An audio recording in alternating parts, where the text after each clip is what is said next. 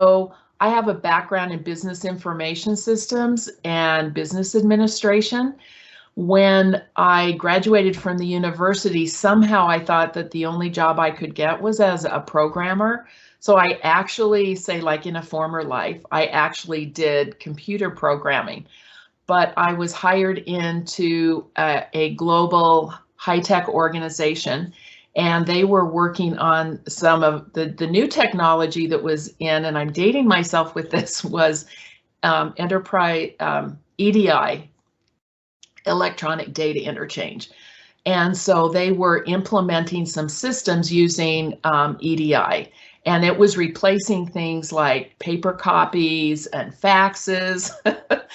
So the system had all been developed by their programmers, but now they needed to implement this with their top 10 resellers. So none of the programmers wanted to talk to, I was not part of that team, but none of the programmers wanted to talk to the customers. So they went outside of the company to hire somebody to come in to talk with the customers. So that was me. So I was the liaison between the IT department and our top 10 resellers for this global organization. So this actually ends up tying into data quality, because I realized that this was not just a technology implementation. I realized that by putting in this new technology, sales reps were doing different things, customer reps were doing different things, order takers were doing different things, their resellers, their customers were doing different things. And we couldn't just talk about we're putting this technology in. I had to look at it, more holistically. Like, what are the processes? How do their roles change? How are people interacting? So it was through this, and our implementations were really solid and sustainable, and our resellers were very, very happy with ours as compared with some of the ones that they were doing reselling for other companies and other products. Some of them didn't go as well. So this really set the stage for my thinking on this holistic view, which is really, really important for the 10 steps, because then I got hired into a group that was focusing on managing customer data that supported the sales and marketing functions at this global company. All of the managers around the world who had different customer databases and things that they were responsible for were all having problems with data quality. So they brought in a gentleman, his name was Larry English, and so he's known as the father of information quality. So they brought him in, they assigned me to work with him. So that was my first view into data quality. I mean, I'd never really heard about it or thought about it or even heard the phrase, but that was my introduction into it. And it really turned out to be a great fit for me. And I was able to take what I learned from Larry, Tom Redman, Rich Wang, so were our two other gentlemen. So they were kind of the three people in the US in the late 80s, early 90s, who were first bringing visibility to data quality, issues around it, the fact that there are skills and knowledge and, a discipline or maybe a profession around this area. So I got to work with all of them early on and learn from all of them early on. So I refer to myself as a second generation pioneer. So they're the first generation. I'm a second generation, still really early into this area, took what I learned, and so the 10 steps really was my innovation and my way of thinking, and this holistic view that I like to talk about is really, really important for data. How many women? Yeah. How many women at the time were doing that? I don't know any. Actually, that's really funny you asked me that, because I mean, there were other women who were probably in organizations doing work like I was, but I hadn't met them yet.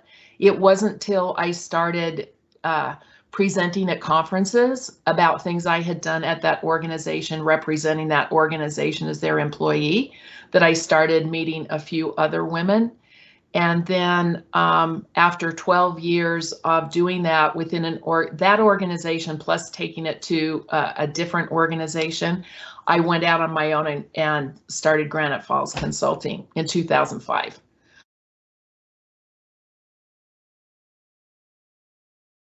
I mean, so there's people like Gwen Thomas.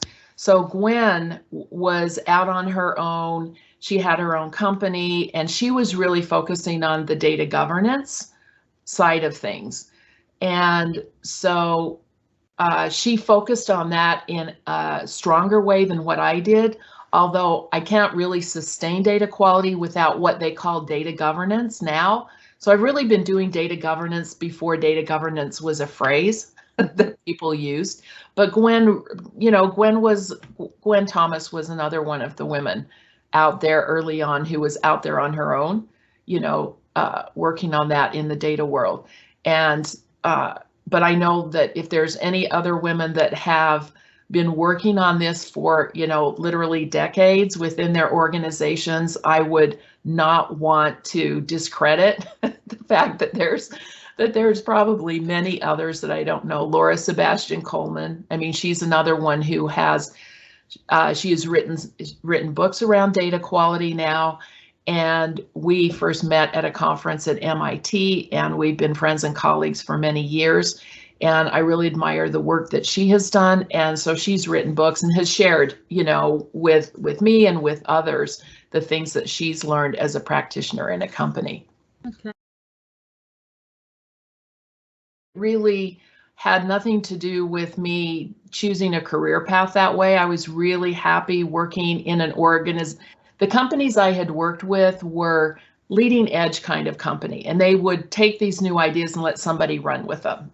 So I was always being challenged and got to do different things and, lead new ideas and new initiatives.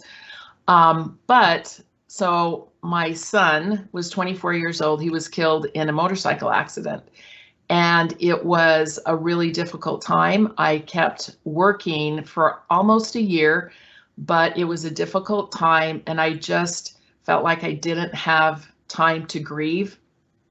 You're working with Europe in the morning and US during the day and Southeast Asia at night, and it was just too much for me. So I just decided I had to step away. So I completely stepped away from everything. I quit my job, and I have a wonderful husband who is really supportive of me to do that. And so I did not even read email for 6 months. I just stepped away from everything, and like to describe that period of time as I just needed to deal with my grief in a constructive way. Now, after about 6 months, I mean, this was not a retirement plan. I did need to go back to work, but the good news was I could smile again, I could laugh again, I could set goals again. And so I gave myself permission to really look at my life and say, what do I want to do next? Because I had never really been interested in going out on my own, even though a lot of times people said, oh, Danette, why don't you go be a consultant? And I was like, hey, we got good benefits. I love my work. I'm challenged. Like, why should I do that? But now I was in a completely different spot. So what I did was like I said, I gave myself permission. I researched actually other business opportunities that had absolutely nothing to do with data quality. So I researched those. I considered going back into a large corporation, fulfilling a similar role around data quality. But ultimately, I decided that I would, I wanted to go out on my own, and I wanted to try that. And it was interesting because my mindset was really different. Previously, I would have been afraid to go out on my own because I would be afraid of failing. I have to do it right and I can't fail. Well, hey, I had just gone through the worst thing in my life that I could think of going through, losing my son. So I was in a totally different mindset, and I wanted to try it. And I wasn't afraid of the failure because I thought, well, if I fail, like, who cares? I mean, I can handle it. I mean, I handled something worse. I could handle that. Or If I decide I don't like working on my own, I want to go back into a company, you know, that's fine too, because I've learned something and I found, you know, I want to learn one thing or another, and it's not really a failure. So it was that situation that actually had me decide that ultimately I really, really feel like data quality is really important. In fact, I talk about data quality can save the world. And if you think about it in the broad way that I do, and maybe we'll talk about that separately, but there are so many ills in this world that taking this broad view of data quality I have could cure a lot of those ills.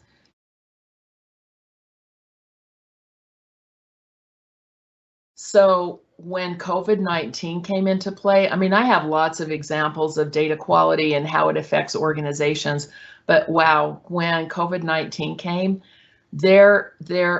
I mean, when have we ever seen data and information part of a worldwide conversation the way that we did, you know, with COVID-19?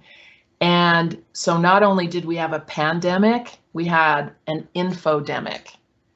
And so really it's real as a person and also as a professional in my field of data quality, it was a very disturbing time to see, well, misinformation, disinformation. So I found some definitions of the two. Misinformation is when people are giving out the wrong information. They don't really know it. They're not trying to cause harm. Disinformation is when people are trying to purposefully share information that is wrong for the purpose of hurting people, organizations, governments, countries. And not everybody uses those two words the same way, but I think they're useful distinctions if you're actually trying to tackle the problems around data quality. So yeah, absolutely. And what really brought to play during the pandemic is it's not just the quality of the information. It is also the trust in the information. So my methodology has always been called 10 steps to quality data and trusted information. So those two pieces, like the data has to be right, but people have to believe that it's right. They have to trust the sources of that. And unless you have data quality and trust going hand in hand, you're still going to have a problem. And the pandemic made that ever so more clear.